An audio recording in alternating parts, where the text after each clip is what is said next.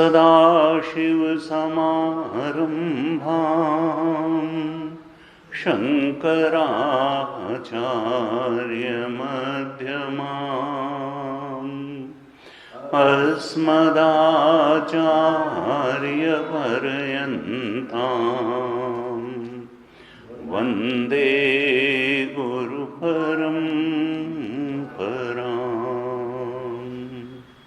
अज्ञानतिमिरान्धस्य ज्ञानाञ्जनशलाकया चक्षुरुन्मीलितं येन तस्मै श्रीगुरवे नमः। तस्मै श्रीगुरवे नमः।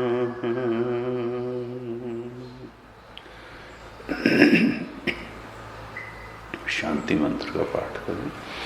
ओम भद्रं कर्णेभिः शृणुयाम देवाः।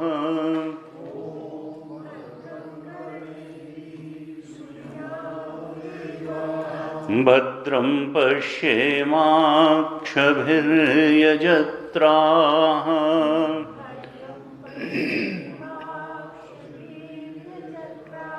स्थिरैरङ्गैस्तुष्टुवागंसस्तनूभिः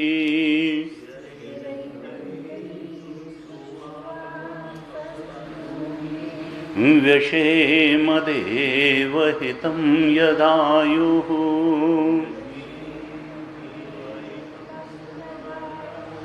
स्वस्ति न इन्द्रो वृद्धश्रवाः।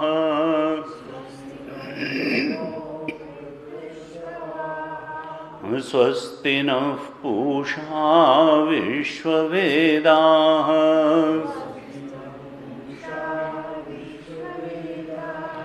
स्वस्ति नस्तार्क्ष्यो अरिष्टनेमिः।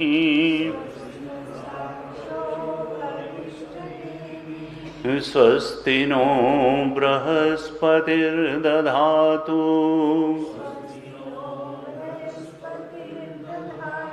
ओम शांति शांति शांति।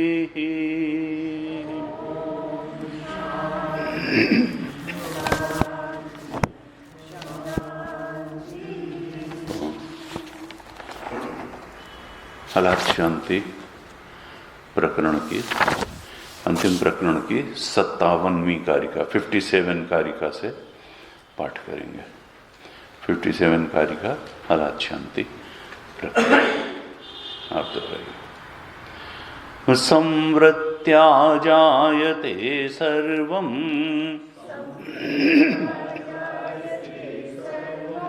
शाश्वतं नास्ति तेन वै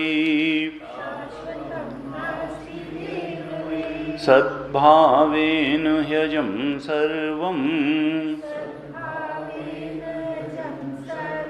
उच्छेदस्तेन नास्ति वै धर्माय इति जायन्ते जायन्ते तेन तत्त्वतः जन्म मायोपमं तेषाम् सा च माया न विद्यते यथा मायामयाद् बीजात् जायते तन्मयोऽङ्कुरः नासौ नित्यो न चोच्छेदी तद्वद्धर्मेषु योजना नाजेषु सर्वधर्मेषु शाश्वता शाश्वताभिधा यत्र वर्णा न वर्तन्ते विवेकस्तत्र नोच्यते यथा स्वप्ने द्वयाभासं चित्तं चलति मायया तथा जाग्रद्वयाभासं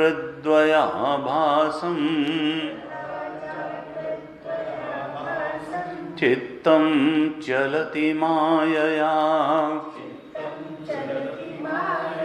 अद्वयं च द्वयाभासं चित्तं स्वप्नेन संशयः अद्वयं च द्वयाभासं तथा जाग्रन्न संशयः स्वप्नदृक् प्रचरन् स्वप्ने दिक्षु वै दशसस्थितान् अंडजान् स्वेदजान् वापि जीवान् पश्यति यान् सदा स्वप्नदृक्चित्तदृश्यास्ते न विद्यन्ते ततः पृथक्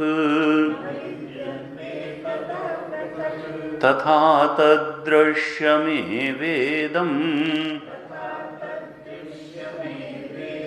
स्वप्नदृक्चित्तमिष्यते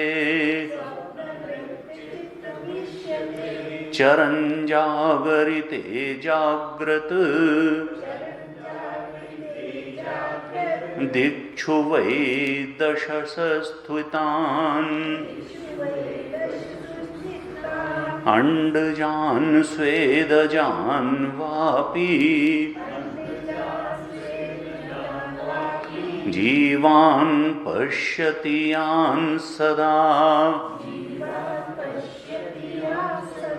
जाग्रत् चित्ते क्षणीयास्ते न विद्यन्ते ततः पृथक् तथा ददृश्य मे वेदम् जाग्रच्चित्तमयिष्यते उभे ह्यन्योन्यदृश्येते किं तदस्तीति नोच्यते लक्षणाशून्यमुभयम् तन्मतेनैव गृह्यते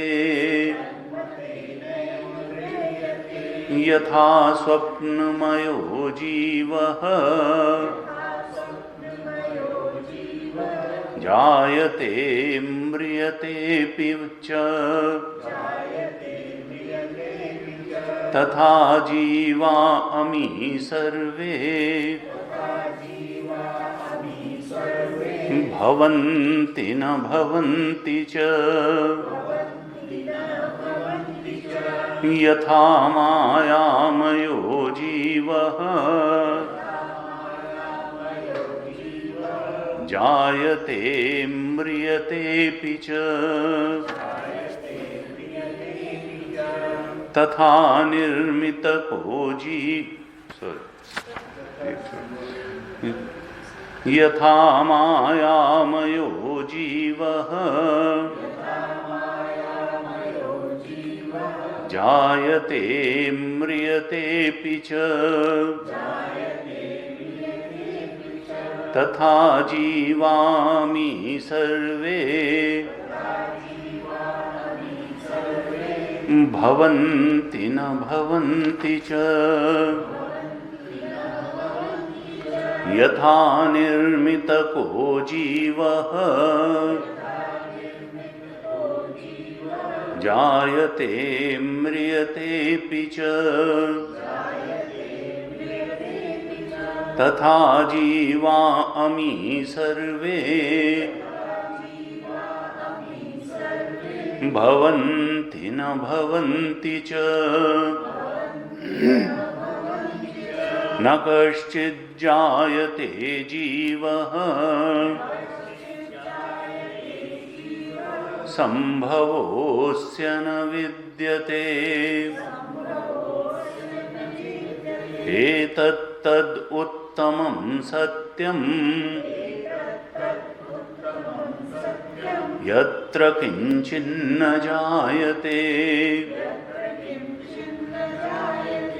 चित्तस्पन्दितमेवेदम् ग्राह्यग्राहकवद्वयम् चित्तं निर्विषयं नित्यम् असंगं तेन कीर्तितम् योऽस्ति कल्पितसंवृत्त्या परमार्थेन नास्त्यसौ परतन्त्राभिसंवृत्त्या स्यान्नास्ति परमार्थतः अजः कल्पितसंवृत्त्या परमार्थेन नाप्यजः परतन्त्राभिनिष्पत्त्या संवृत्त्या जायते तु सः अभूताभिनिवेशोऽस्ति द्वयं तत्र न विद्यते द्वयाभावं सबुद्ध्यैव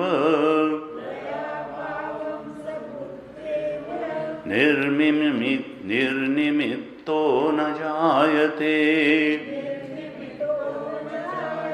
यदा न लभते हेतून् उत्तमाधमम् उत्तमाधममध्यमान्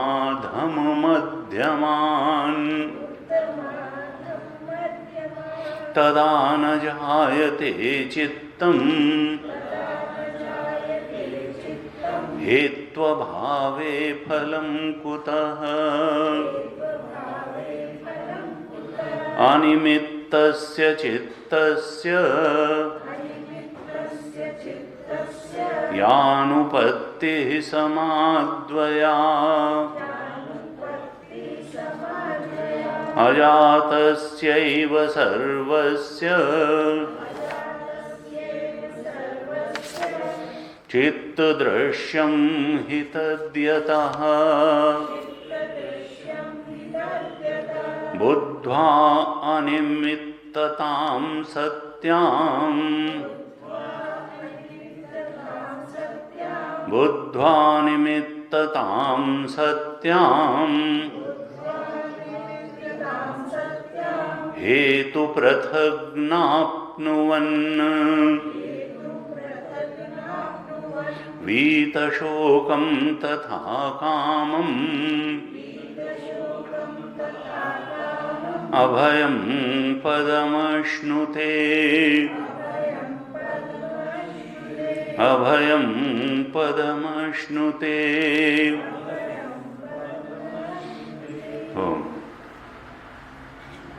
अंतिम कारिका में निष्कर्ष बता दिया कि साधक जब अपने परमार्थ स्वरूप को जान जाता है, बुद्ध्वा अनिमित्ततां सत्यां वीतशोकम तथा अकामम अभयम पदम अश्नुते, अभय पद की प्राप्ति कर लेता है, वीत शोक हो जाता है, तरति शोकम आत्मवित् आनंदम ब्रह्मणो विद्वान न विभेति कुतश्चन, भय के पार जाता है, शोक के पार जाता है, कामनाओं के पार भी चला जाता है। परमार्थ स्वरूप में स्थित होकर के यदा सर्वे प्रमुच्यन्ते कामा येस्य हृदि श्रुताः अथ मर्त्यो अमृतो भवति अत्र ब्रह्म समश्नुते, कठोपनिषद में। जब हृदय में स्थित सारी कामनाओं से पार चला जाता है तो अपने ब्रह्म स्वरूप को प्राप्त, यानी हमारे और हमारे वास्तविक स्वरूप के बीच में कामनाएं ही खड़ी हैं। और कामनाएं, कल हमने चर्चा की थी, कामनाएं वृत्ति रूप ही होती हैं। जब कोई वृत्ति इतने गहरे चित्त में जड़ जमा के बैठ जाती है कि वो कंपेल करती है हमको कि नहीं, हमको हमारे अनुसार परिस्थिति चाहिए, उस परिस्थिति का भोग चाहिए, तो वही तो इच्छा है और वही कामना है, वही कामना है, चला देती है, कर्म में उतार देती है। और अगर ऐसे ही आए और चली जाए तो फिर वो एक वृत्ति है, साधारण विचार है, वो कामना नहीं है, यानी वृत्ति रूप ही है। और जब कल जैसी हमने चर्चा की, हम जान लेते हैं कि चिंतन और चिंतनीय दोनों ही मिथ्या है, दोनों ही माया है। चिंतनीय भी जहां जहां तक है वहां तक माया है। गोचर जहां लगे मन जाई सो सब माया जाने ओ भाई। जहां जहां तक चिंतनीय विषय है वो सब माया है, और उस माया का ही चिंतन हो सकता है। तो वृत्ति भी मायिक है, वृत्ति भी मायिक है, वृत्ति के विषय भी मायिक हैं, तो फिर चित्त भी मायिक है। तो फिर सत्य क्या है? चिंतक का जो वास्तविक स्वरूप है वही सत्य है। चिंतक का जो साक्षी रूप है, चिंतक का जो आत्म स्वरूप है, जो ब्रह्म स्वरूप है, सत्य तो वही है। उसी परमार्थ सत्य में स्थित हो करके चित्त की वास्तविकता में, चित्त से जाने जाने वाले विषयों की वास्तविकता भी वही स्वरूप है, चित्त की वृत्तियों की वास्तविकता भी वही स्वरूप है। चित्त की वृत्तियां मिथ्या हैं, सुपर इम्पोजिशन है, सर्प स्थानीय है, और विषय भी सर्प स्थानीय। वास्तविकता तो वह साक्षी आत्म तत्व ब्रह्म तत्व है। उस परमार्थ सत्य को जो हमारा स्वरूप है जान करके कहा वीत शोकम, शोक के पार जाता है। और शोक के पार जाने का आत्यंतिक रूप से कोई उपाय नहीं है। कई बार हम लोग व्यवहार को बहुत ज्यादा महत्व देते हैं, कल भी हमने थोड़ी चर्चा करी थी। लोग कहते हैं भाई वो बड़े संवृत्त्या जायते सर्वम, 57वीं कारिका में यही तो कहा था, कल हमने चर्चा की थी, आज जिसका पहली कारिका का पाठ किया, कि जो कुछ भी उत्पत्ति दिखाई दे रही है संवृत्त्या यानी व्यावहारिक स्तर पर ही दिखाई दे रही है। व्यावहारिक धरातल पर उत्पत्ति भी है और नाश भी है। और व्यावहारिक धरातल पर क्या अर्थ क्या है? संवृत्त्या यानी कुछ चीज ढकी हुई है, आवृत्त है। क्या आवृत है? हमारा स्वरूप, जिसमें कोई स्पंदन नहीं हो सकता, और स्पंदन नहीं हो सकता, दूसरा कुछ है नहीं, तो उससे कुछ पैदा ही नहीं हो सकता। आत्मा से कोई, आत्मा ना किसी का कारण है ना कार्य है, लेकिन फिर भी इतना सब है, तो मतलब क्या है कि स्वरूप के, आत्म स्वरूप के ढक जाने से पैदा हुआ भी लगता है और नाशवान भी लगता है। उत्पत्ति भी एक सत्य प्रतीत होती है और विनाश भी सत्य प्रतीत होता है, लेकिन ये किस धरातल पर है उत्पत्ति और नाश? कहा व्यावहारिक धरातल पर है। व्यावहारिक धरातल का अर्थ क्या है? अविद्या का धरातल। अविद्या का धरातल कल हमने चर्चा की थी कि अगर कोई कहता है कि भाई ये देखो, ये बड़ी व्यावहारिक बात बता दी, इसका मतलब वेदांत की दृष्टि से क्या है कि अविद्या से बाहर निकालने वाली बात नहीं बताई, अविद्या में फंसाए रखने वाली बात बताई, क्योंकि व्यवहार तो अविद्या के धरातल पे ही होता है। तो व्यवहारिक बात का मतलब क्या है कि अविद्या के बाहर जो निकालने के लिए बात नहीं कही गई है, बल्कि व्यवहार में ही और अच्छे ढंग से समायोजन के लिए बात कही गई है। यानी वो फंसाने वाली बात है, वो छुड़ाने वाली बात नहीं है। इसलिए कहा कि भाई व्यवहार का महत्व व्यवहार के स्तर पर तो है, लेकिन इसका मतलब ये नहीं है कि वो बात परमार्थ की बात से ऊपर है, क्योंकि बिना परमार्थ को जाने, परमार्थ में स्थित हुए, परमार्थ का बोध हुए, न तो वीत शोक हुआ जा सकता है, न कामनाओं के पार जाया जा सकता है, न भय के पार जाया। इसलिए हम व्यवहार कुशल हैं, इसका मतलब ये नहीं है कि हमको परमार्थ कुशल नहीं बनना है। परमार्थ कुशल बने बिना मुक्ति नहीं है, शोक के पार जाना नहीं है, भय के पार जाना नहीं है, कामनाओं के पार जाना नहीं है। व्यवहार कुशल होने से बहुत बड़ी बात है परमार्थ कुशल होना। नहीं साहब ये बहुत व्यवहार कुशल हैं, इसका मतलब क्या हुआ कि ये अविद्या में फंसे रहने में बड़े माहिर हैं और अविद्या से बाहर निकलने को एकदम तैयार ही नहीं है। दूसरे अर्थ में यह भी कहा जा सकता है व्यवहार का मतलब क्या है? अविद्या का धरातल। व्यवहार के धरातल का अर्थ है अविद्या का धरातल। कहा संवृत्त्या जायते सर्वम, अविद्या के धरातल में सब कुछ जो है पैदा होता है, लेकिन सद्भावेन ही अजम सर्वम, जो परमार्थ का धरातल है, सद्भाव का धरातल है, अजम सर्व, वहां कुछ भी पैदा नहीं होता है। पारमार्थिक रूप से कुछ भी पैदा नहीं होता, आत्म तत्व में कुछ भी पैदा नहीं हो सकता है। अविद्या के धरातल पर सब पैदा होता है, नष्ट होता है पहले। ये मूढ़ दृष्टिया सर्वम जायते, दृष्टियों का अंतर है। और ऐसा नहीं कि दो दृष्टियां हैं कि एक ये है और एक ये है। एक दृष्टि असद दृष्टि है और एक सद दृष्टि है। यानी दृष्टि तो एक ही है, परमार्थ दृष्टि। जब वो जानी जाती है, क्योंकि हम स्वप्न देखते हैं और स्वप्न में स्वप्न सत्य लगता है, इसका कारण ये नहीं है कि स्वप्न सत्य है। स्वप्न तो मिथ्या है, जागने से मालूम ही पड़ जाता है। इसी तरह से जागृत सत्य नहीं है, ये परमार्थ का बोध होने से, आत्मा के सही स्वरूप का बोध होने से मालूम पड़ता है। तो ये नहीं कि दो दृष्टियां हैं। देखो स्वप्न की हम मान के बैठे नहीं, स्वप्न के समय तो स्वप्न सत्य होता ही है, जागृत के समय तो जागृत सत्य है ही, व्यवहार के समय तो व्यवहार सत्य है ही। ना, सत्य तो एक ही है। हम ये लॉजिक नहीं दे सकते कि स्वप्न के समय स्वप्न सत्य होता है, इसलिए स्वप्न भी वैसा ही सत्य है जैसा जागृत सत्य है। व्यवहार के समय व्यवहार सत्य होता है, इसलिए परमार्थ भी सत्य है और व्यवहार भी। ना, ये नहीं है। व्यवहार के समय व्यवहार सत्य है, इसका मतलब ये नहीं कि व्यवहार सत्य है। सत्य तो परमार्थ ही है। व्यवहार तो स्वकाले सत्यवत भाति प्रबोधे सदसत भवेत, वो तो प्रबोध होने पर सदसत हो जाता है। तो ये दो दृष्टियां वास्तव में नहीं है। ये एक जो है अविवेक की दृष्टि है और एक विवेक की दृष्टि है। विवेक की दृष्टि से अजम सर्वम है और अविवेक की दृष्टि से सर्वम जायते है। सर्वम जायते जो है व्यवहार की जो दृष्टि है, अविद्या का जो धरातल है, अविद्या की जो दृष्टि है, वहां जायते सर्वम है। और जो विवेक की दृष्टि है वहां अजम सर्वम है। और वो दृष्टि सच्ची दृष्टि है। ये जो हेतु फल का व्यवहार है, ये अविद्या के धरातल पे, व्यवहार के धरातल पर है। कारणता का सिद्धांत अविद्या के धरातल पर है, व्यवहार का धरातल पर है। वहां हम इसको नकार नहीं सकते हैं। गंदी चीज खाएंगे इन्फेक्शन होगा, एंटीबायोटिक खाने से ठीक। वहां पर हेतु फलात्मक संबंध है ही नहीं कुछ जहां हेतु फलात्मक संबंध के बिना एक कदम भी हम चल सकें। व्यवहार के धरातल पर हेतु फलात्मक संबंध बहुत सच्चा सच्चा है, लेकिन परमार्थ के धरातल पर हम निश्चित, ये थ्योरी ऑफ कॉजुअलिटी कहीं स्टैंड ही नहीं करती है। ये मिथ्या है। हेतु फल का संबंध ठहरता ही नहीं है कि पहले कर्म की शरीर की, पहले शरीर की कर्म, पहले बीज की अंकुर की, पहले अंकुर की बीज।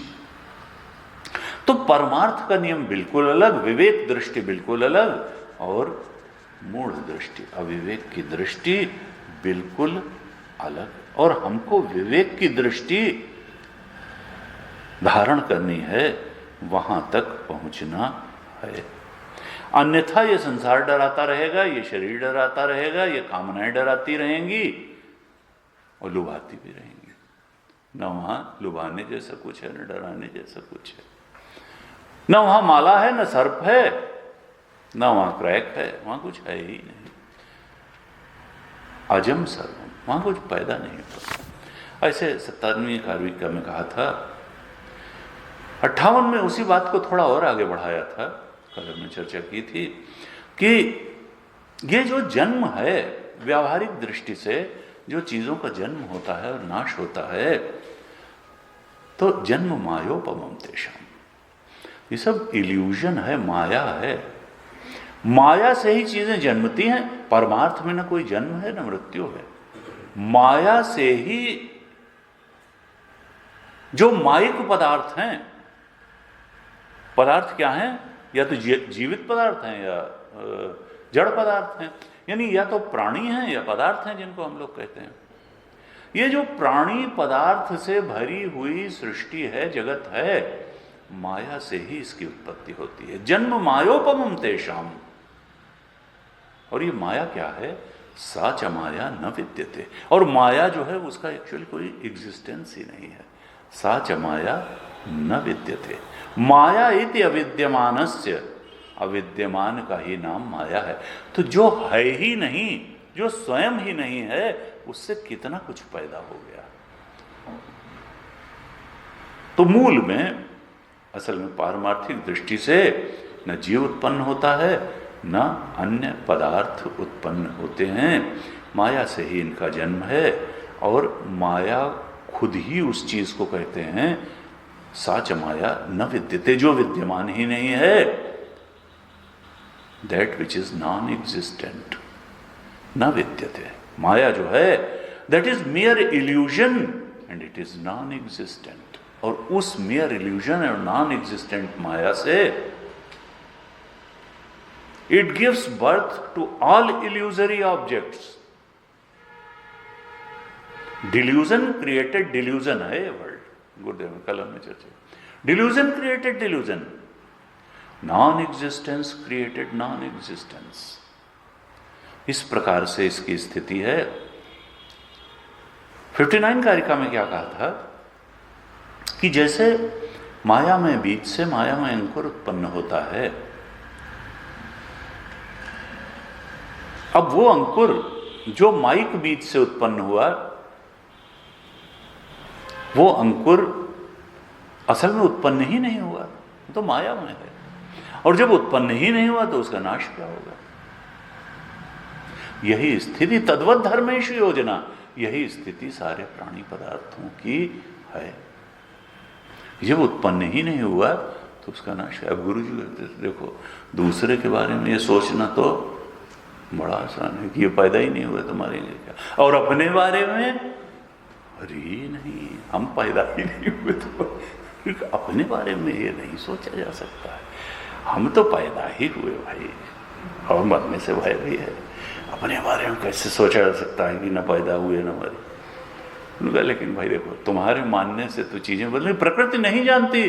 तुम अगर मान के, हम गुरुत्वाकर्षण को नहीं मानते, न मानते हुए छत से कूदोगे तो पैर तो टूटेगा।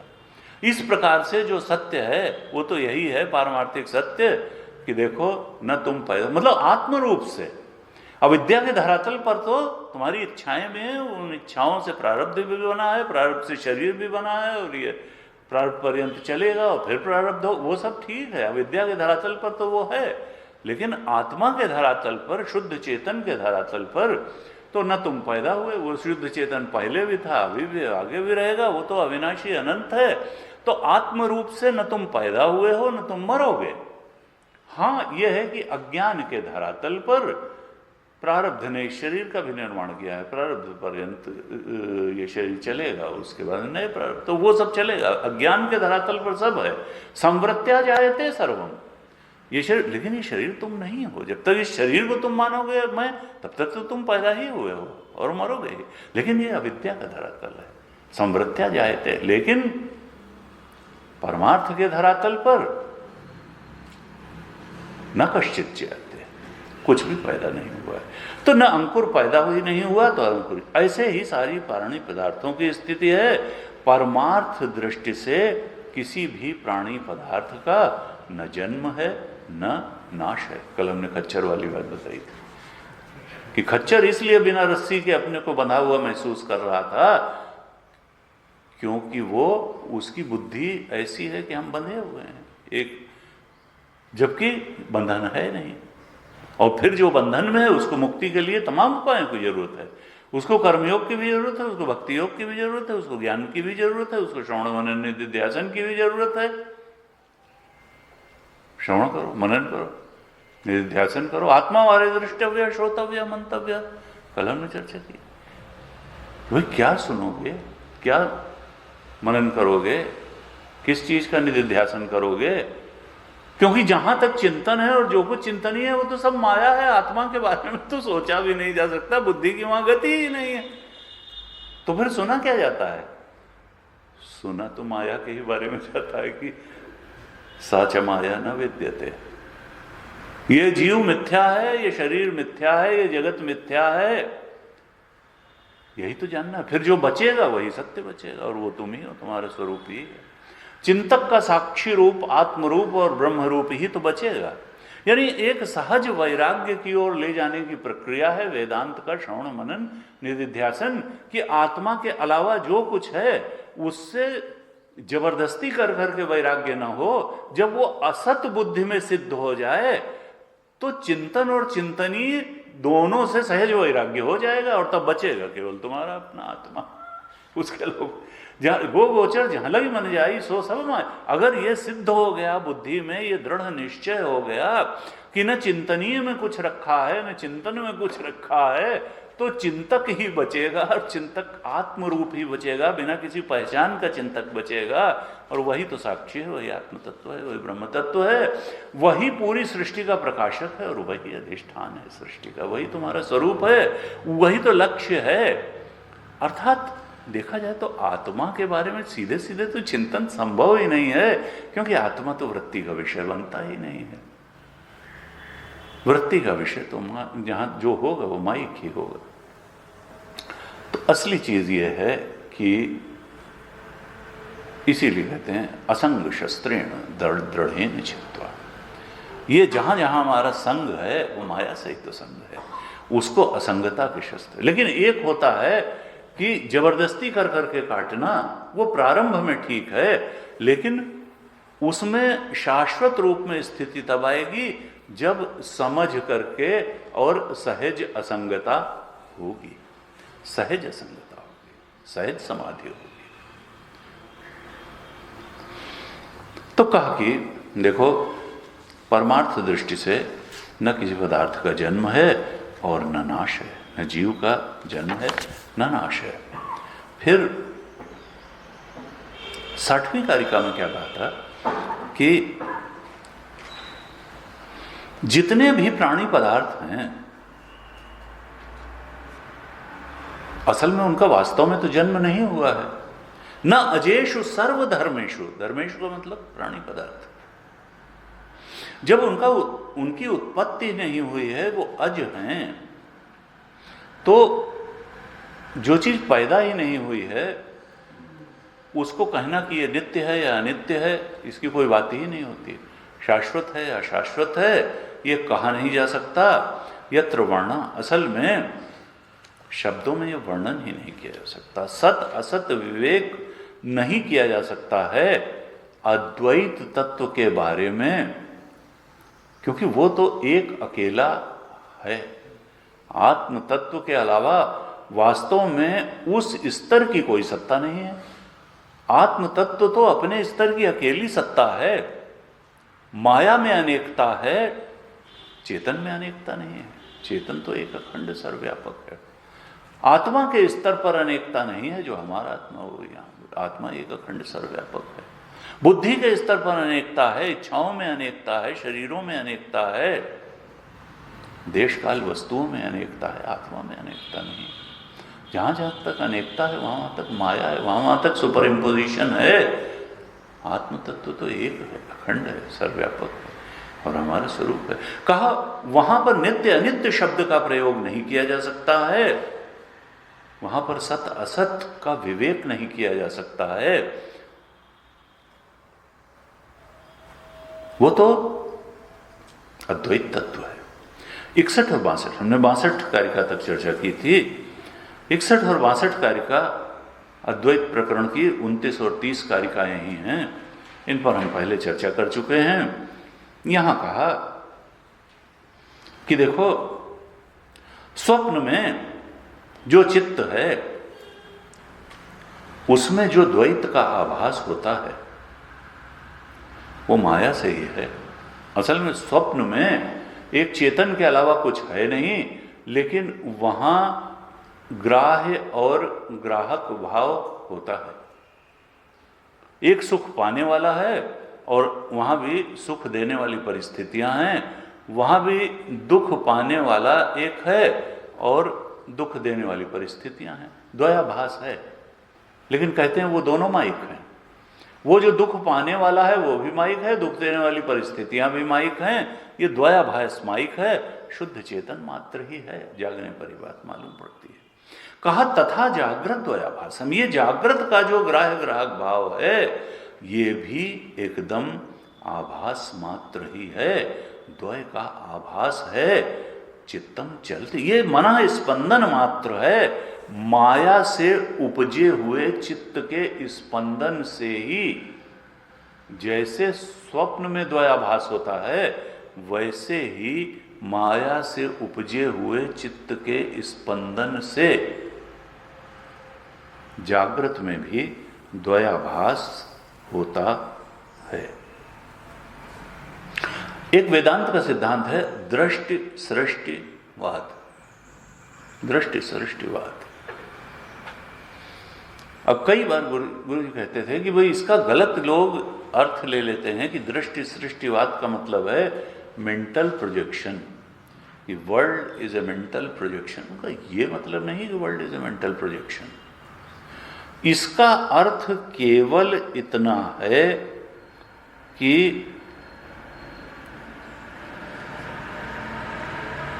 ये जो द्वयाभास है, चित्त और चित्त का प्रपंच है, इसका भेद करना असंभव है। स्वप्न में ये जो द्वैत का आभास है, ये दोनों मिथ्या है, दोनों माइक है। ये ग्राह्य ग्राहक भाव जो है, वहां का दुख का ग्रहण करने वाला भी मन स्पंदन मात्र है और दुख देने वाली परिस्थितियां भी मन स्पंदन मात्र हैं। और असल में दोनों चेतन से अभिन्न हैं। दुख पाने वाला भी चेतन से अभिन्न है और दुख देने वाली परिस्थितियां भी चेतन से अभिन्न हैं। न दुख पाने वाला सच्चा है, न दुख देने वाली परिस्थितियां सच्ची हैं, वहां तो चेतन ही सच्चा है। यह है दृष्टि सृष्टिवाद। यानी दोनों एक समान, एक स्तर की सत्ताएं हैं, दुख पाने वाला भी और दुख देने वाली परिस्थितियां भी, यानी मिथ्या स्तर की सत्ता हैं, चित्त का स्पंदन मात्र है।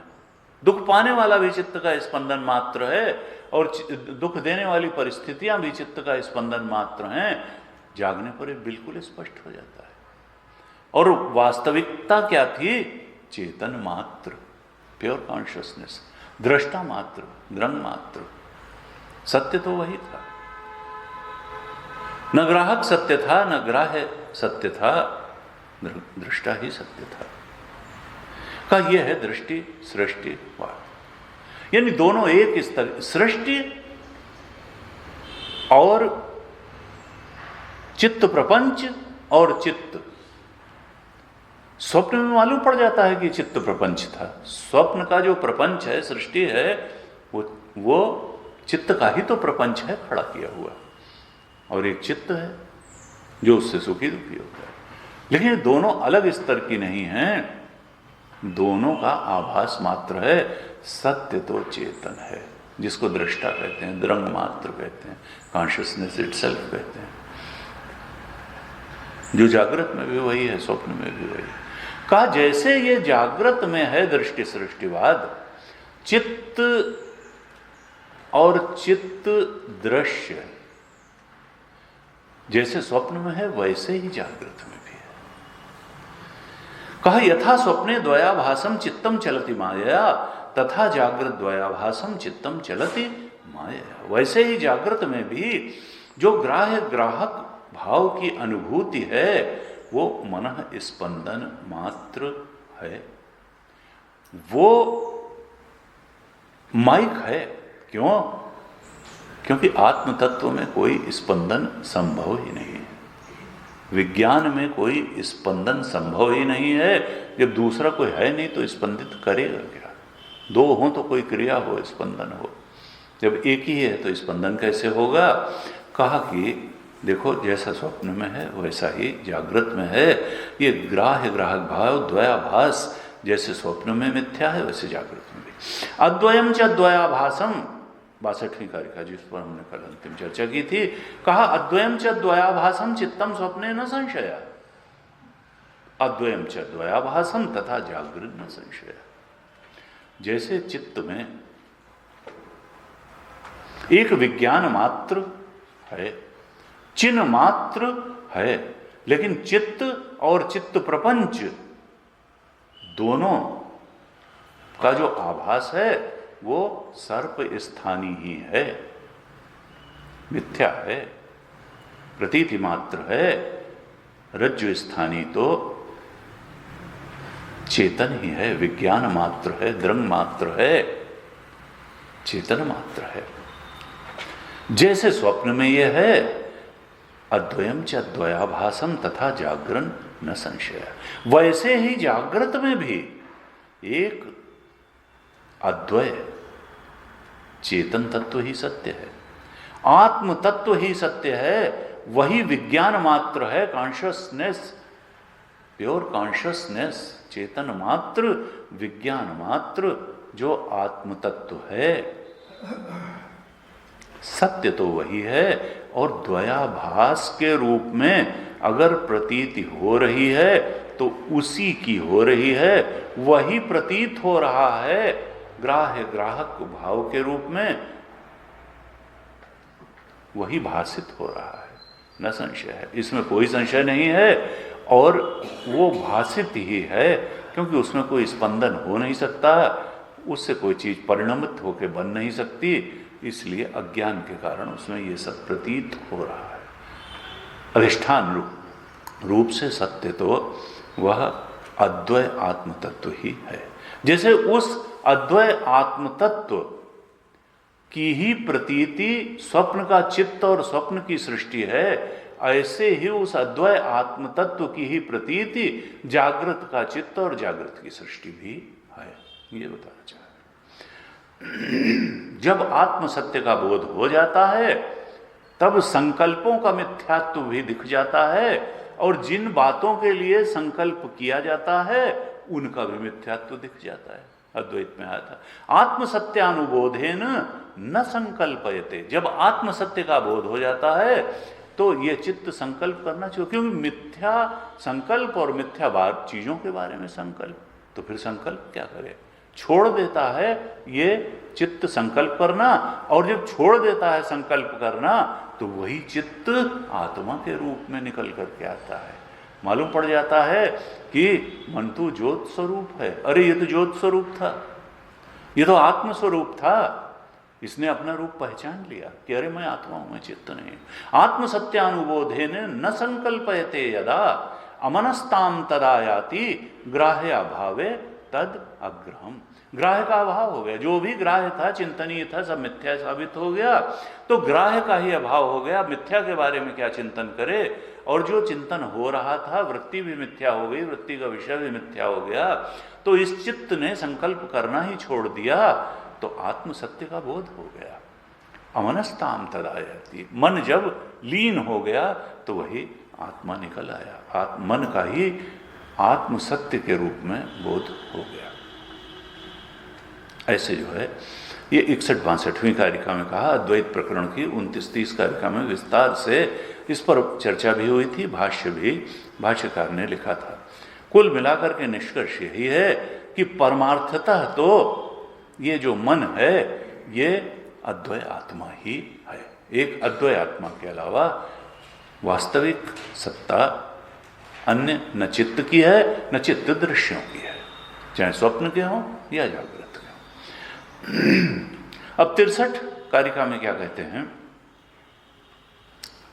63, 64, 65, 66 ये 4 कारिकाओं में एक प्रकरण सा है छोटा सा, और इसमें 2 हैं दृष्टांत और 2 हैं दार्ष्टान्त। निश्चित रूप से दृष्टांत तो स्वप्न से आता है और दार्ष्टान्त जागृत होता है। तो 2 जो 63 और 64 कारिकाएं हैं ये स्वप्न में दृष्टांत का इलेबोरेशन है, और फिर 65 और 66 कारिका उस दृष्टांत को का उपनय किया, उसको उसी के परिप्रेक्ष्य में बताया, जागृत को एक्सप्लेन किया कि जैसा स्वप्न में वैसा जागृत में। क्या कहते हैं गुरु जी, कहते थे है बहुत सरल, ऐसा कोई कठिन नहीं है, यही तो बताते आ रहे हैं, ये समझने में बहुत सरल है, लेकिन अगर स्वीकृत हो जाए, देखिए इसमें आचरण में नहीं उतारना है। ये बड़ा भ्रम होता है। मैं उस दिन ट्रेन में आ रहा था, तो 2 महिलाएं बैठी थी, एक पता नहीं कौन कहाँ जा रही थी, तो ऋषिकेश, तो उन्होंने कहा कि हमारे कोई मुंबई के संत हैं, उनके यहाँ जा रहे हैं, वो ब्रह्म ज्ञान आश्रम है, बड़ा अच्छा नाम है, ब्रह्म ज्ञान आश्रम में जा रहे हैं, पहली बार जा रहे हैं। मुंबई पहले जाते थे, हरिद्वार पहली बार जा रहे हैं। और ये हम, फिर वो सामने एक बैठे, उसने कहा हम तो ब्रह्म कुमारी से जाते हैं, ऐसे करते हैं, बहुत ही अच्छा हुई। तो फिर वो सामने वाली महिला थोड़ा बुजुर्ग थी, वो थोड़ा सा कम उम्र की थी, उधर वाली जो ब्रह्म ज्ञान आश्रम में जा रही थी, जो ब्रह्म कुमारी वाली थोड़ा ज़्यादा मिच्योर थी। तो ब्रह्म कुमारी वाली ने उसने, वो ऐसे सुनते तो बहुत हैं और ये तो बहुत अच्छा है, सुनते चले आ रहे हैं, लेकिन ये है कि अब उतर आए जीवन में तब तो कोई बात है, सुनना उनना तो बहुत है ही है, बात तो बहुत पते की गई। लेकिन अब एक चीज वेदांत की दृष्टि में यह है कि लोग यहीं तक फंस के रह जाते हैं जैसे हर चीज जीवन में उतारनी है। अरे दृष्टि में उतारना असली बात है। जीवन में क्या क्या उतारोगे, वही खाओगे, वही पियोगे, तेजो एनर्जी भी आएंगे, वो भी ज्यादा खा लेंगे तो पेट खराब हो जाएगा, और वो भी जो है उनको भी एंटीबायोटिक ले, वहां पर क्या है, करने में क्या है, वही तो काम सब कोई कर रहा है। करने का उतना महत्व नहीं है जितना महत्व दृष्टि का है। वेदांत कहता है कि दृष्टि में चीजों को उतारो, दृष्टि में जब उतारोगे तुम्हारी दृष्टि बदलेगी तो सृष्टि बदलेगी। इसलिए कहते हैं ऋते ज्ञानात् न मुक्ति। हमको उसको अपनी ज्ञान नयन निर्खत मन माना, तुलसीदास जी ने कहा, हमारी अज्ञान की दृष्टि की जगह ज्ञान दृष्टि आ जाए, ये असली चीज है। करेंगे क्या, खाना बंद कर देंगे कि सोना बंद कर देंगे कि नहाना बंद कर देंगे कि मिलना जुलना बंद कर देंगे, बात करना बंद कर देंगे, बैंक में पैसा रखना बंद कर देंगे? क्या कर्म में क्या बदलाव करेंगे? थोड़ा बहुत किया जा सकता है, कोई दुराचारी है तो थोड़ा सदाचारी हो जाएगा, लेकिन सदाचारी होने से ब्रह्म ज्ञान नहीं होगा। ब्रह्म ज्ञान तो जो है वो दृष्टि बदलने से ही होगा। ज्ञान दृष्टि जब होगी, अज्ञान दृष्टि की जो है, तो गुरु जी कहते थे देखो समझने में बड़ा सरल है कि वही स्वप्न है, लेकिन स्वीकृत हो जाए, मन के स्तर पर स्वीकृत नहीं हो पाता है, बुद्धि के स्तर पर, क्योंकि वेदांत कहता है केवल एक प्रमा की आवश्यकता है, यानी निश्चय की आवश्यकता, दृढ़ निश्चय की आवश्यकता, और कुछ नहीं है। ज्ञान और अज्ञान में केवल एक निश्चय का। अभी हमने अविद्या के धरातल की चीजों को सत्य मानने का निश्चय किया हुआ है, और अब ज्ञान दृष्टि से जो चीज सत्य निकलती है उसी को सत्य मानने का अगर दृढ़ निश्चय हो जाए तो बात खत्म हो गई। ज्ञान दृष्टि से जो लगे सत्य है उसको ही अगर दृढ़ निश्चय के साथ हम सत्य मान लें तो यही तो ज्ञान है, एक आत्मा ही सत्य है। इस बारे में अगर निश्चय हो गया, तत्वबोध के अंत में ज्ञान क्या है, तो ब्रह्म ज्ञान के को निरूपण करते हुए शंकराचार्य जी ने कहा कि जैसे अभी हम मानते हैं कि ब्राह्मणों हम, शूद्रों हम, मनुष्यों हम, स्त्रियों हम, पुरुषों हम, इसी तरीके से अगर ये निश्चय हो जाए इतनी ही दृढ़ता से कि सच्चिदानंद स्वरूप हो, बस तो बात कर, यही तो ज्ञान। तो दृष्टि का अंतर है, निश्चय का अंतर है, एक प्रमा चाहिए। ये नहीं है कि आचरण में बहुत बदलाव की जरूरत है। अगर कोई खराब बात है तो ये तो है, ना विरतो दुश्चरितार्थ, ना शांतो ना समाहिता,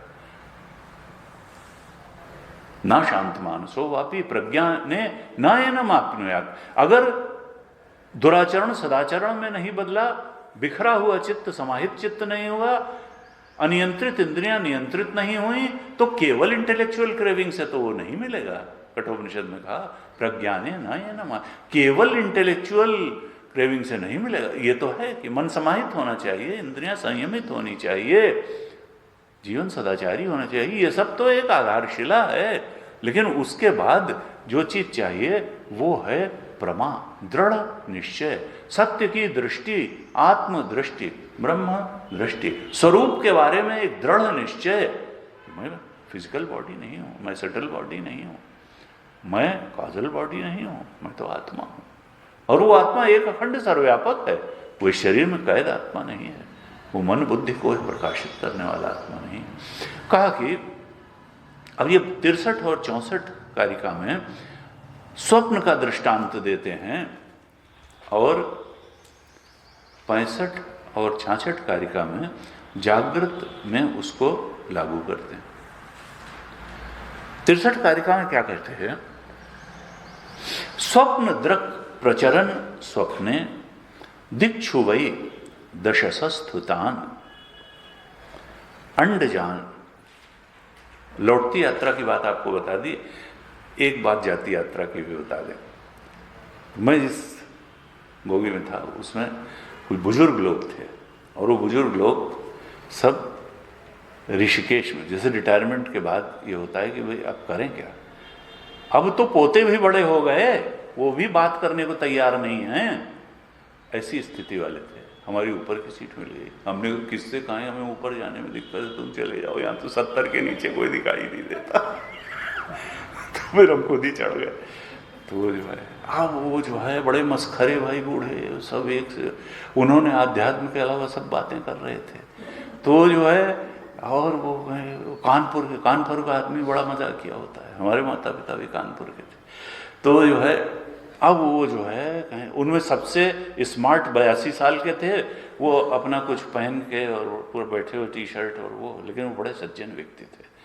तो अब वो जो है, उन्होंने, हम तो गुरुजी ने कहा कि भाई देखो ट्रेन में सत्संग मत करना कभी, क्योंकि ट्रेन में सत्संग का कोई माहौल नहीं होता है, जबरदस्ती हमारा भी मजाक बनेगा, सत्संग का भी मजाक बनेगा।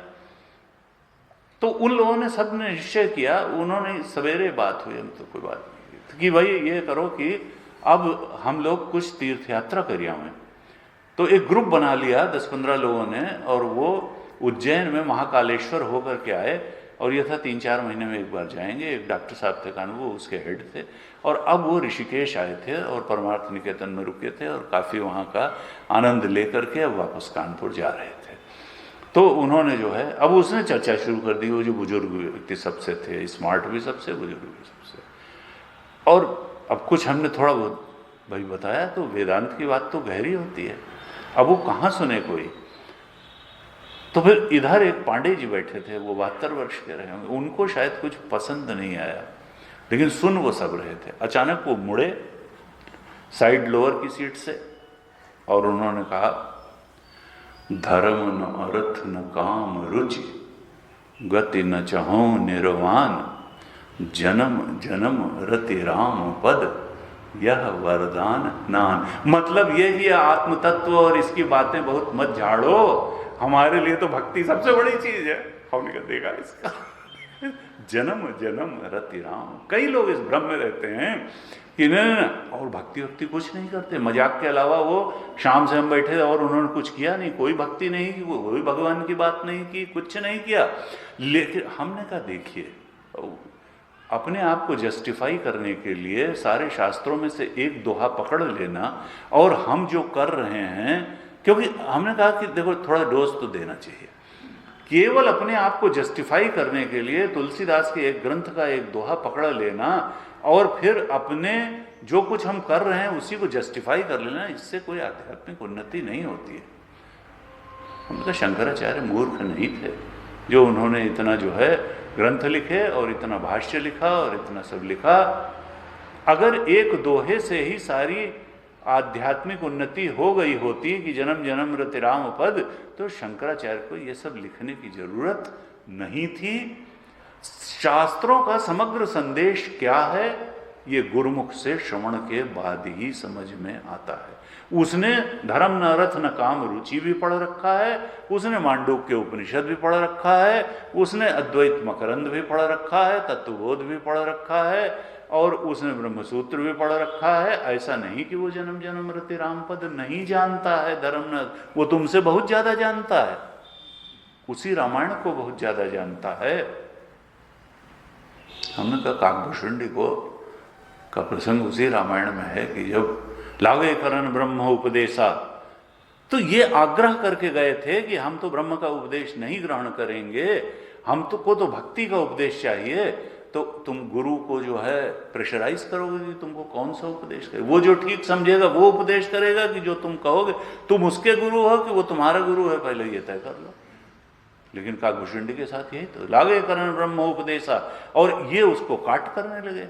जब इनको लगा कि ये सुन नहीं रहे थे ठीक तरह से और उन्होंने कुछ आंखें तरीरी होंगी, तो इन्होंने कहा क्रोध की द्वैत बुद्धि बोले। अपने इनके अंदर तो लगता है खुद ही द्वैत में पड़े हुए हैं, क्योंकि कुछ गुस्से के लक्षण चेहरे पे लग रहे हैं जब मैं नहीं सुन रहा हूँ। क्रोध की द्वैत, मुझको तो अद्वैत का उपदेश कर रहे हैं, ये तो खुद ही द्वैत में पड़े हैं क्योंकि गुस्सा कर रहे हैं। ऐसे करते करते जब उन्होंने जो है किया, तो अंत में वो गुस्सा, उन्होंने कहा कुटिल कहा कि वो सब ही डराई। तुम तो कुटिल कौए की तरीके में इतनी बढ़िया बात बता रहा हूं, तुम कुटिल कौए की तरीके से हर चीज को निगेट कर रहे हो, स्वीकार करने को तैयार नहीं हो, डरते हो, सबसे ऊंची अच्छी बात से डर रहे हो। तो सपदि हो ही पक्षी चंडाला, जाओ चंडाल पक्षी कौआ हो जाओ। कौआ होने का शाप इसीलिए मिला, इस धर्म न अर्थ न काम रुचि गति न जन्म जन्म रति, इसी पर आग्रह था, दुराग्रह था। और वो क्या सोता है ताहि तो ही नहीं भेदा, वारी वीच में गाँव में यही उपदेश किया। सोता है ताहि, जो तत् है वही त्वम है। जैसे वारी वीच, वीच का मतलब तरंग, वारी का मतलब पानी। जैसे जल और तरंग में कोई भेद नहीं होता है, उसी तरह से तुम में और उस चेतन में कोई अंतर नहीं है।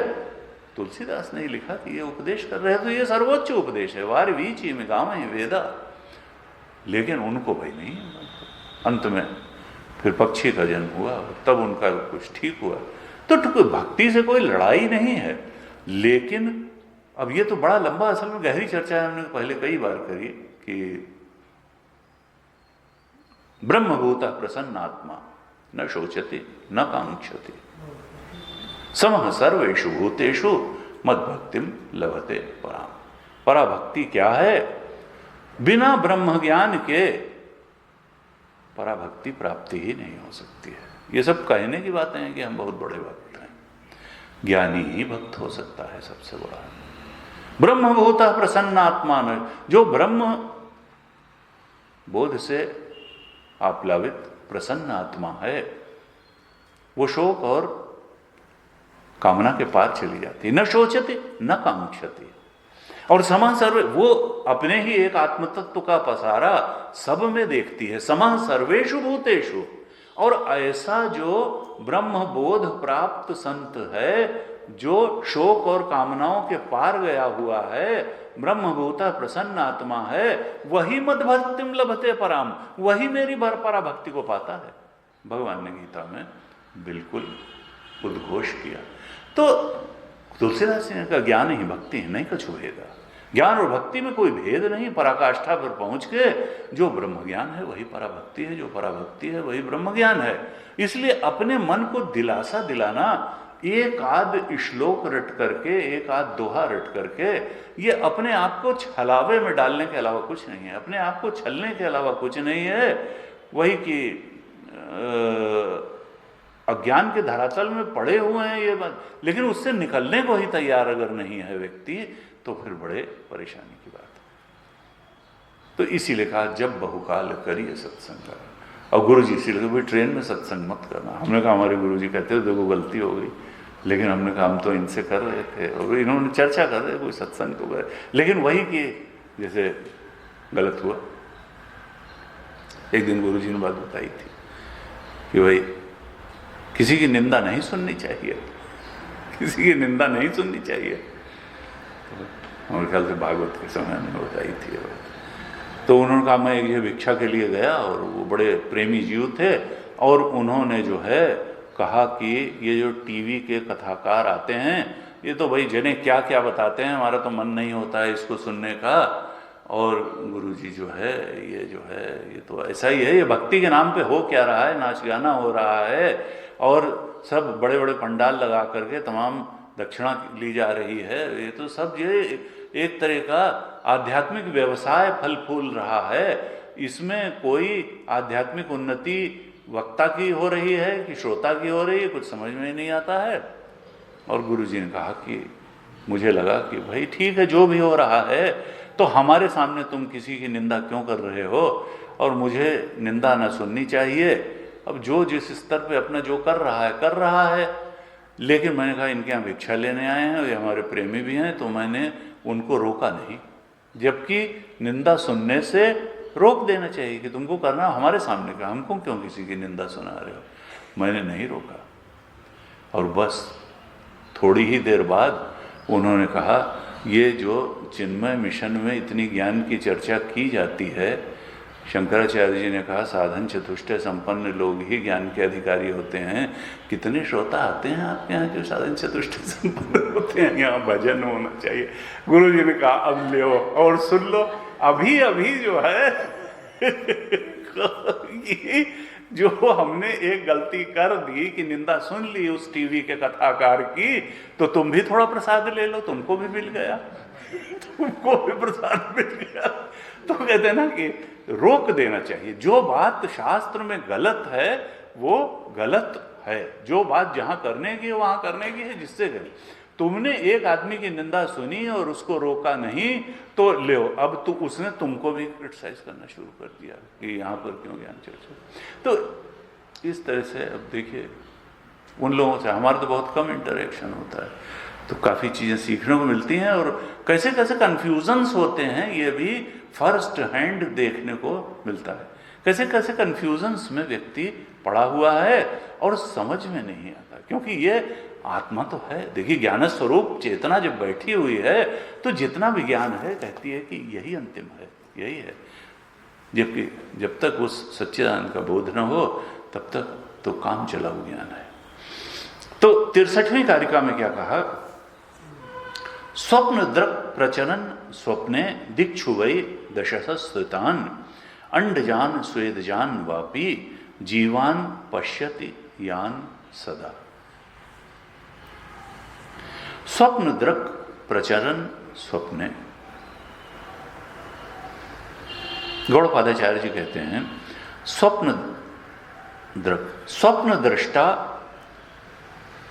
प्रचलन घूमता है स्वप्न में। कहां घूमता है?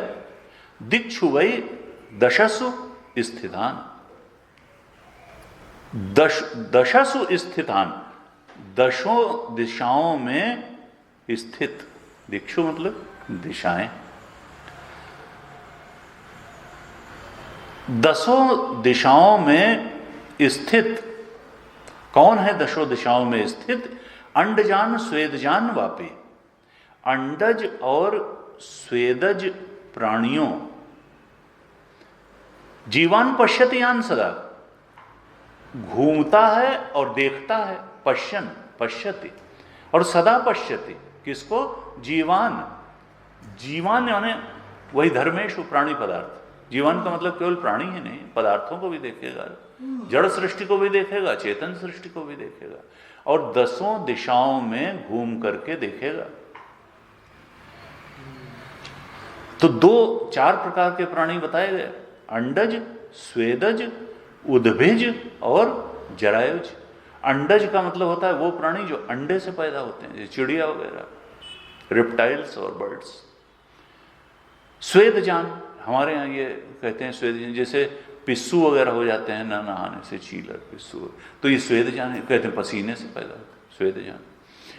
स्वेदजान। और फिर उद्भिज कहते हैं जो धरती, जैसे पौधे हैं धरती फोड़ के निकलते हैं, ये भी प्राणी हैं, इनमें भी तो रेस्पिरेशन लाइफ साइकिल सब चलता है। उद्भिज और जरायुज। जरायुज का मतलब जो प्लेसेंटा, जो गर्भ से उत्पन्न होते हैं, जो है बच्चा ही पैदा होता है, तो जरायुज।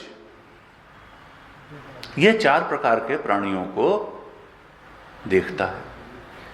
स्वप्न दृष्टा जो है स्वप्न में घूमता है और दशों दिशाओं में स्थित प्राणी पदार्थों को देखता है। इतनी बात 63वीं कारिका में कही। अब इसका एक्सप्लेनेशन 64वीं कारिका में करते हैं कि जो ये दृश्य हैं प्राणी पदार्थ, जिनको दसों दिशाओं में जो स्थित हैं और जिनको स्वप्न में घूमते हुए ये स्वप्न दृष्टा देखता है, तो देखता है तो क्या हुआ, उसकी स्थिति क्या है? 64वीं कारिका में कहा स्वप्न दृक् चित्त दृश्या ते। ये दसों दिशाओं में स्थित अंडज और स्वेदज आदि जो प्राणी पदार्थ हैं वो स्वप्न दृष्टा के चित्त के दृश्य हैं। स्वप्न दृक् चित्त दृश्याहते, वो क्या, वो कोई रियल एग्जिस्टेंस है उनका? कहा ना, वो स्वप्न दृष्टा के चित्त के दृश्य मात्र हैं। न विद्यन्ते तथा पृथक, असल में उसके चित्त से अलग उनकी कोई स्थिति ही नहीं है। न विद्यन्ते तथा, स्वप्न दृष्टा के चित्त से अलग उन चित्त दृश्यों की जिन्हें वो स्वप्न दृष्टा स्वप्न में दसों दिशाओं में घूमते हुए देखता है, उससे, उस स्वप्न दृष्टा के चित्त से अलग उन स्वप्न दृष्टियों की कोई स्थिति नहीं है। चित्त दृष्टास्ते न विद्यन्ते तथा पृथक, यानी वास्तविकता क्या है? चित्त ही है। स्वप्न दृष्टा के चित्त से अलग स्वप्न दृश्यों की कोई स्थिति नहीं है। और यही नहीं है, इससे ऊपर का भी एक सत्य है जो दूसरी लाइन में बताया, तथा तथा तद दृश्यम एव इदम। स्वप्न दृष्टा के चित्त से अलग चित्त दृश्यों की कोई स्थिति नहीं है और स्वप्न दृष्टा से अलग स्वप्न के चित्त की भी कोई स्थिति नहीं है। यानी है क्या वास्तव में स्वप्न दृष्टा? स्वप्न दृष्टा से अलग स्वप्न का चित्त नहीं है और स्वप्न चित्त से अलग स्वप्न के चित्त दृश्य नहीं है।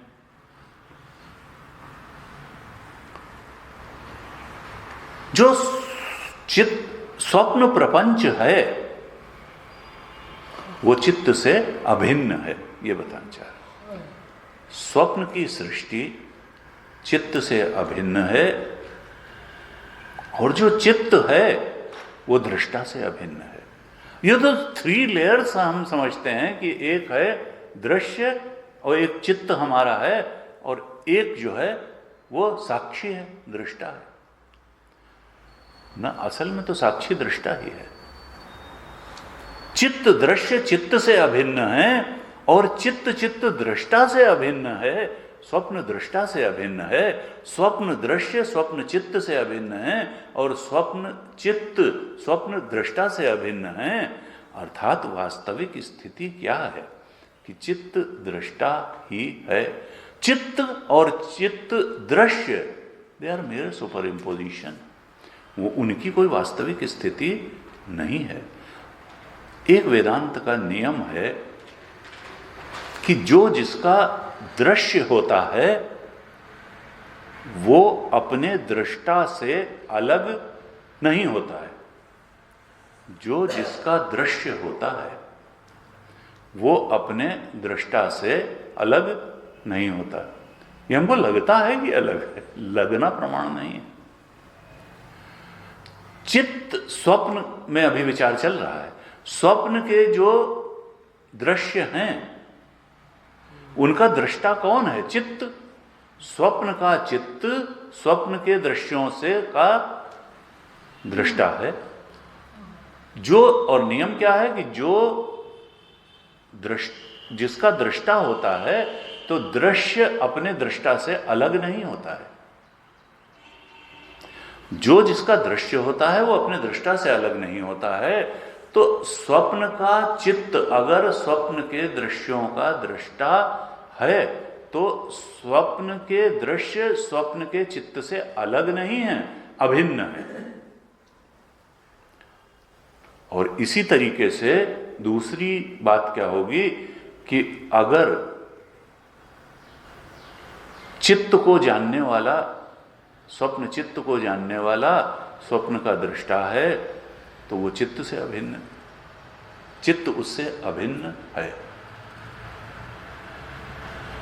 तो चित्त दृश्य चित्त से अभिन्न है और चित्त अपने दृष्टा से अभिन्न है। तथा दृश्य दृश्यम एव इदम स्वप्न दृक् चित्तम इष्यते। जो स्वप्न दृष्टा का चित्त है वो स्वप्न दृष्टा का दृश्य है और इसलिए स्वप्न दृष्टा से अभिन्न है।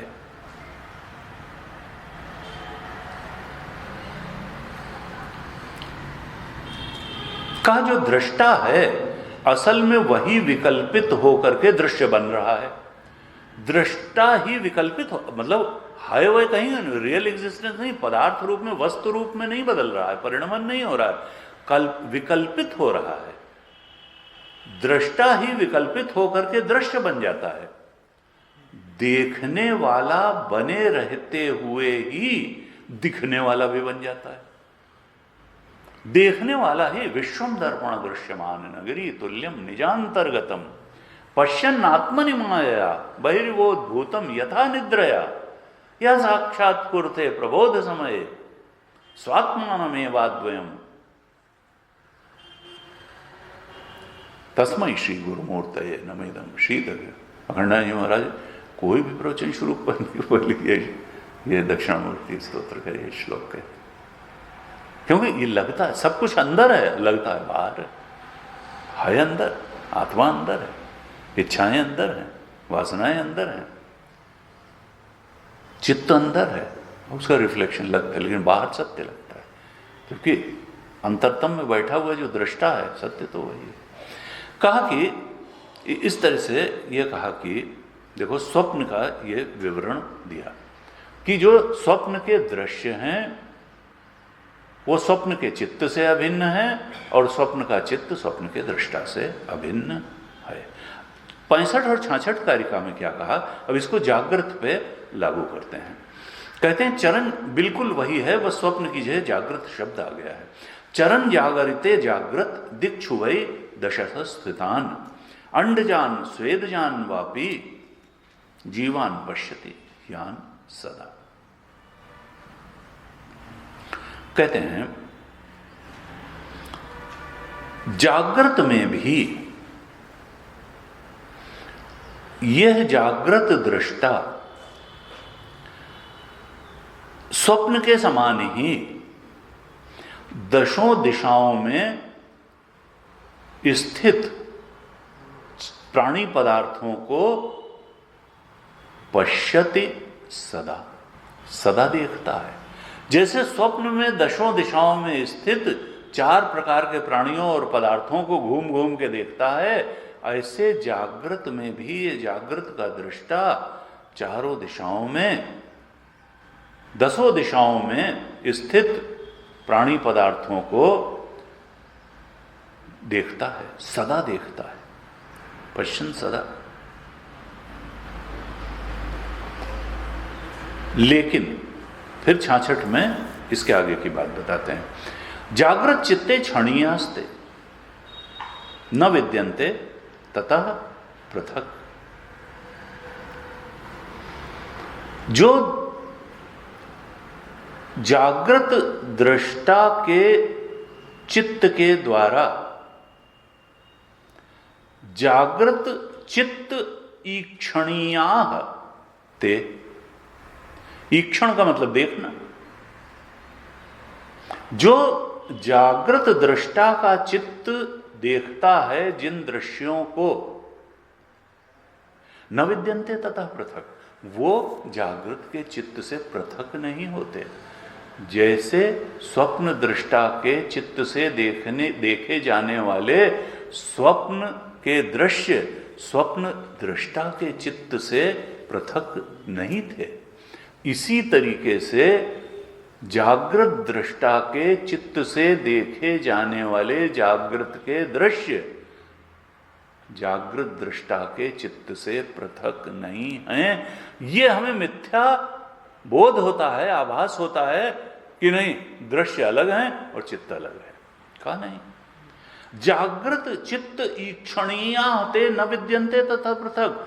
जागृत दृष्टा के चित्त से जो भी दृश्य देखे जाते हैं वो उस दृष्टा के चित्त से पृथक नहीं होते, बिल्कुल स्वप्न के समान। तथा तदृश्यम एव इदम जागृत चित्तम इष्यते, और उसी तरह से जागृत दृष्टा का चित्त भी जागृत दृष्टा से अलग नहीं होता।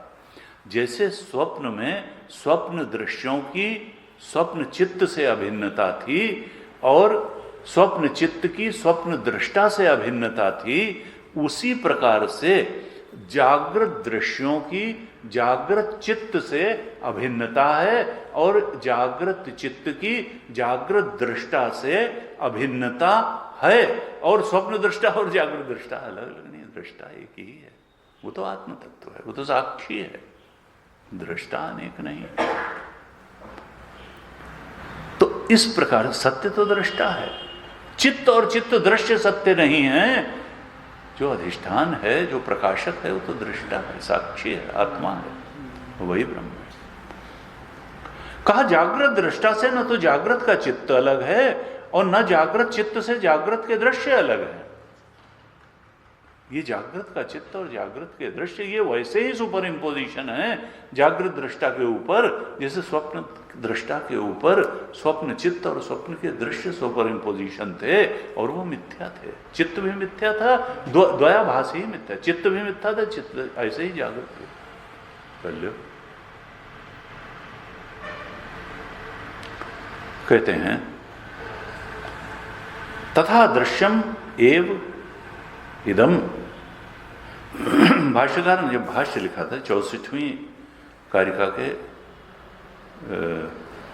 भाष्य के अंत में लिखा, एक निगमन वाक्य लिखा, अंतिम सेंटेंस, अतः स्वप्न दृक् व्यतिरेकेण चित्तम नाम नास्ति इत्यर्थ। ये 63 और 64 कारिका का एक निष्कर्ष क्या है कि अतः स्वप्न दृक् व्यतिरेकेण, स्वप्न दृक् यानी स्वप्न का दृष्टा, जो स्वप्न चित्त नहीं, स्वप्न के दृश्य नहीं, स्वप्न का दृष्टा, स्वप्न दृष्टा से अलग चित्त नाम की कोई चीज ही नहीं है और चित्त से अलग चित्त दृश्य नाम की कोई चीज नहीं। यानी स्वप्न दृष्टा से अलग चित्त नहीं है तो चित्त से अलग स्वप्न दृश्य नहीं है, यानी जो दृष्टा है वही सत्य है। इसके अलावा जो हम सोचते हैं दृष्टा दृश्य का भेद, वो विवर्त में होता है, अज्ञान में होता है। सत्य यही है कि दृष्टा मात्र है। व्यवहार में ही दृष्टा दृश्य का भेद होता है। वृत्ति अलग है और घट अलग है। अविद्या काल में यह भेद होता है। विद्या काल में घट भी उतना ही असत है जितनी असत घटाकार वृत्ति है। घटाकार वृत्ति उतनी ही असत। हाथी उतना ही असत है जितना हाथी हस्त्याकार वृत्ति असत है। वृत्ति और वृत्ति का विषय, चित्त और चित्त के दृश्य समान स्तर के असत हैं।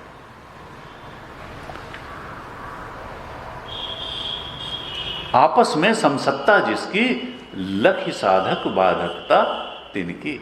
समसत्ता है चित्त वृत्तियों की, चित्त की और चित्त दृश्यों की समसत्ता है, और दृक् की अलग स्तर की सत्ता है। That is real. और ये इनका इल्यूजरी एग्जिस्टेंस है, इनकी एक जैसी सत्ता है। आत्मा के अलावा सबकी अलग स्तर की सत्ता है। वो सत्ता है ही नहीं, वो तो असल में असत है। सत्ता कहां?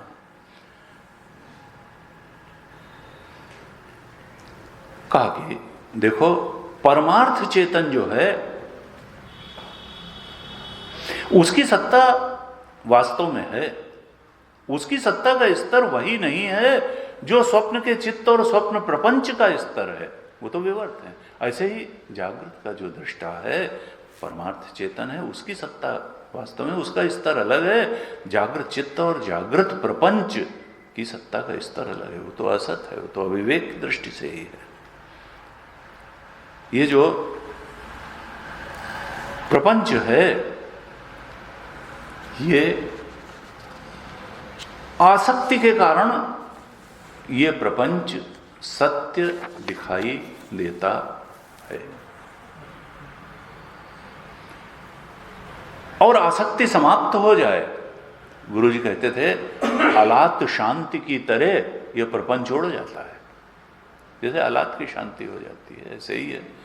इसके मूल में आसक्ति है। यह भ्रम है कि यहां से सुख मिल जाएगा। कहते थे अगर सुख मिले तो जीवित क्या जड़ से भी प्रेम हो जाता है। अगर यह भ्रांति हो जाए कि यहां से सुख मिलेगा तो जीवित से ही थोड़ा जड़ से भी प्रेम हो जाता है। गाड़ी से प्रेम होता है, मकान से प्रेम होता है, चाट से प्रेम होता है, तो जड़ है। जीवित ही नहीं, जड़ से भी प्रेम हो जाता है। अगर ये भ्रांति हो जाए कि यहां से सुख मिलेगा। और कहते हैं प्रेम के भी कई स्तर होते हैं। एक होता है शालीन प्रेम, कि भाई इनसे हमको सुख मिल रहा है तो हम भी इनको सुखी करें। ये शालीन आदमी का प्रेम है, कि जिससे हमको सुख मिल रहा है उसको हम भी थोड़ा सुख दें। कहते थे एक होता है दुष्ट प्रेम, इसको सुख मिले न मिले हमसे क्या मतलब, हमको जितना सुख मिल रहा है उतना हम इससे ले लें और ये अपना जाए। जब तक ये हमारे सुख का कारण है तब तक ठीक है, नहीं अपना जाए। हाँ, ये दुष्ट प्रेम। शालीन प्रेम ये है कि हमको सुख मिल रहा है तो हम भी। और उनका एक अलग स्तर का प्रेम है। इन दोनों, ये तो दोनों अविद्या काल के और व्यवहार काल के ही प्रेम के स्तर हैं। शालीन प्रेम उनमें अच्छा है, शालीन प्रेम, और दुष्ट प्रेम निकृष्ट है। और एक है कि जब व्यक्ति आत्मा के आनंद में भर जाता है, आत्म सुख की प्राप्ति होती है, ब्रह्म सुख ही अनुभव ही अनूपा में स्थिति होती है, तब उसके पास बैठने से ही लोगों को सुख मिलता है। उसके पास बैठने से ही प्रेम की और आनंद की अनुभूति होती है। और वो आनंद, वो प्रेम सबसे बड़ा कंपैशन ऑफ बुद्धा।